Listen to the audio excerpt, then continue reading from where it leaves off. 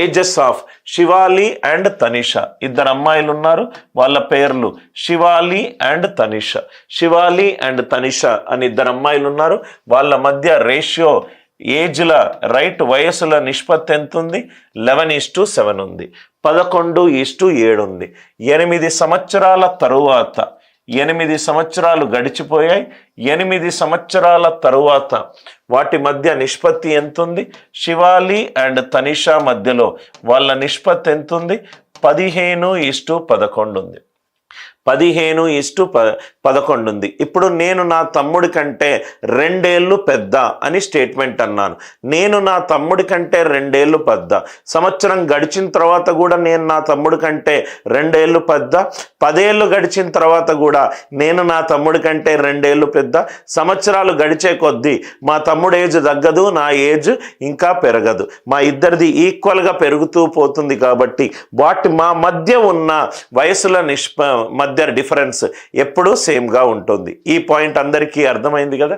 Question ఏంటంటే what is the difference between in years between there ages. ఇక్కడ ఎంతైతే difference ఉందో ఇక్కడ కూడా 8 ఏళ్ల తర్వాత అంతే డిఫరెన్స్ ఉంటుంది. సపోజ్గా నాకు నా తమ్ముడు 3 ఏళ్ళు చిన్న, 2 సంవత్సరాల తర్వాత కూడా నాకు నా తమ్ముడు నాకంటే 3 ఏళ్ళు చిన్ననే కదా. ఈ పాయింట్ అందరికీ అర్థమైంది. సో కాబట్టి డిఫరెన్స్ ఇక్కడ 11 and 7. ఏజెస్ ఎప్పుడు ఏమీ ఇవ్వకపోతే అది న్యాచురల్ నంబర్లో ఉంటుంది. వయసులు ఎప్పుడు నా వయసు ఎంత అంటే 12 ఏళ్ళు 3 నెలలు 10 రోజులు అని అన్నాం. ఐదర్ 12 అని అంటాం, లేకుంటే 13 అని అంటాం. ఏజెస్ ఎప్పుడు సహజ సంఖ్యలో ఉంటుంది. ఏజ్ ఎప్పుడు సహజ సంఖ్యలో ఉంటుంది. ఏజ్ అనేది ఎప్పుడు సహజ సంఖ్యలో ఉంటుంది. ఇది పాయింట్. 11 and 7 వీటి మధ్య డిఫరెన్స్ ఎంత?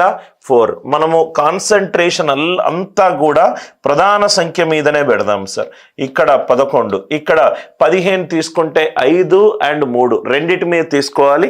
కొన్ని సెకండ్లు ఎక్కువ టైం తీసుకోవచ్చు. అందుకే నేను 11 మీద పెడుతున్నాను, ఇక్కడ 7 మీద పెడుతున్నాను. ఎందుకంటే ఇక్కడ తనిషా తీసుకున్నాను కాబట్టి ఇక్కడ కూడా తనిషా తీసుకుంటాను. డిఫరెన్స్ ఆన్సర్ ఏమో మల్టిపుల్ ఆఫ్ 4 ఉండాలి.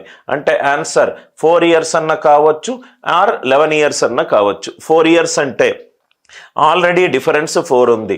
7 + 8 ఎంత? 15. తనిషానేమో నాకు మల్టిపుల్ ఆఫ్ 11 రావాలి. అంటే 4 ఇయర్స్ ఆన్సర్ కాదు. ఎప్పుడూ కూడా ఈ డిఫరెన్స్ మల్టిపుల్ ఆఫ్ 4 ఉంది కాబట్టి ఆన్సర్ ఆప్షన్ ఏ అయినా కావచ్చు, ఆప్షన్ డి అయినా కావచ్చు. ఇది 8 ఇయర్స్ కనుక అనుకుంటే ఇదేమో డిఫరెన్స్ 4, కానీ నా క్వశ్చన్లో 8 ఇచ్చాడు. అంటే ఇంటూ 2 అంటే ఇదేమవుతుంది? ఇది 22 అవుతుంది, ఇది 14 అవుతుంది. తనిషా ఏజ్ ఎంత? 14. 8 ఏళ్ళు కలిపితే నాకు వచ్చిన ఆన్సర్ ఎంత? 22. 22 11 తోటి భాగింపబడుతుంది. ఓన్లీ తనిషాని పాయింట్ ఆఫ్ రెఫరెన్స్గా చూస్తే చాలు, మిగతాది ఇది అవసరం లేదు సార్. ఎందుకంటే 4 years 8 years answer option A అయినా కావచ్చు, ఆప్షన్ డి అయినా కావచ్చు. తనిషా 8 ఏళ్ల తర్వాత 11 మల్టిపుల్లో ఉంటుంది. తనిషా 8 ఏళ్ల తర్వాత 11 మల్టిపుల్లో ఉంటుంది. అంటే ఇక్కడ 11, 7 డిఫరెన్స్ ఎంత? 4 తీసుకుంటే తనిషా ఇక్కడ 7 ఏళ్ళు. 8 ఏళ్ళు దాటిన తర్వాత 7 + 8 ఏమవుతుంది? 15 అవుతుంది. కానీ తనిషా అనేది 11 ఉంది కాబట్టి కాదు. డిఫరెన్స్ 4 మల్టిపుల్ 8 తీసుకున్నాను. అంటే 11 22, 7 14. ఇది 14. 8 ఏళ్ల తర్వాత ఇది 22 అనేది 11 తోటి భాగింపబడుతుంది. కాబట్టి క్వశ్చన్కి ఆన్సర్ ఎంత? Option D. క్వశ్చన్కి ఆన్సర్ ఎంత? Option D. ఏజెస్లో వయసుల రిలేటెడ్ ప్రాబ్లంలో 90 to 95% 90 నుంచి 95% ఆన్సర్ నుంచి క్వశ్చన్ స్టేట్మెంట్ కరెక్టో లేదో చూడండి. దీన్ని ఏమంటాం సార్? బాటమ్ అప్ అప్రోచ్ అని అంటాం.